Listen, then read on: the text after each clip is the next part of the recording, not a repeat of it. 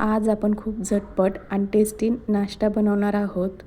कधी-कधी आपल्याला रोटी भाजी बनवायची इच्छा नसते आणि पटकन काहीतरी खायचं असतं। कुणाकुणाला स्वयंपाक जमत नाही, ते सुद्धा हा व्हिडिओ पाहिल्यानंतर अगदी सहज बनवू शकतात। चला तर मग रेसिपी बनवायला सुरुवात करूया। सर्वप्रथम एका भांड्यामध्ये 2 ते 3 उकडलेले बटाटे हे घ्यायचे आहेत आणि हे उकडलेले बटाटे स्मॅशरनी स्मॅश करून घ्यायचे, किंवा हे बटाटे तुम्ही हाताने कुस केला तरी देखील चालेल, पण ते बारीक करून घ्या। त्यानंतर यामध्ये आपण काही जिन्नस ॲड करून घेऊया। एक मोठा साईजचा कांदा हा बारीक चिरून यामध्ये टाकायचे। एक मीडियम साईजचा टोमॅटो ते सुद्धा बारीक चिरून यामध्ये टाकायचं। भरपूर अशी कोथिंबीर चिरून यामध्ये टाकायचे।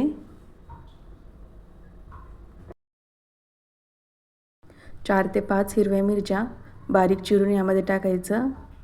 तुम्ही तिखटाचे प्रमाण कमी जास्त करू शकता। तुम्ही लाल मिरच्याऐवजी चिली फ्लेक्स सुद्धा टाकू शकता आणि चवीनुसार आपल्याला मीठ टाकायचे। पाव चमचा हळद। गव्हाचं पीठ मी येथे 1 कप घेतलेले आहे। जेवढं आपण गव्हाचं पीठ घेतलं आहे ना, सेम क्वांटिटीमध्ये आपल्याला तेवढंच बेसन हे टाकायचे, म्हणून एकाच भांड्याचं माप घ्या।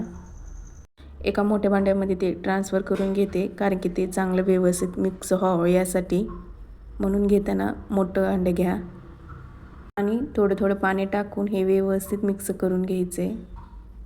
एकदम पाणी टाकू नका, एकदम पाणी टाकलं तर ते सैलसर होईल, त्यामुळे थोडे थोडे पाणी टाकून असं व्यवस्थित मिक्स करून घ्यायचे। तर येथे मी अर्धा ग्लास पाणी घेतलेलं आहे। तर आपल्याला बॅटरची कन्सिस्टन्सी असं ठेवायचे। तर गॅसवर मी येथे पॅन हे गरम करण्यासाठी ठेवलेले आहे। पॅन हे गरम झालं तर त्यामध्ये 1 टेबलस्पून तेल हे टाकायचे। आता थोडंसं मी यामध्ये तीळ हे टाकत आहे। तीळ टाकल्यानंतर आपण तयार केलेले मिश्रण यावर टाकायचे। दोन्ही बाजूंनी गोल्डन होईपर्यंत हे शेकून घ्यायचे।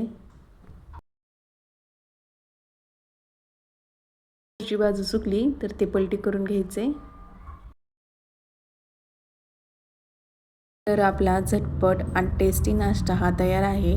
व्हिडिओ आवडला असेल तर एक लाईक नक्की करा, चॅनलला सबस्क्राईब करा आणि बेल आयकॉन दाबायला विसरू नका। धन्यवाद।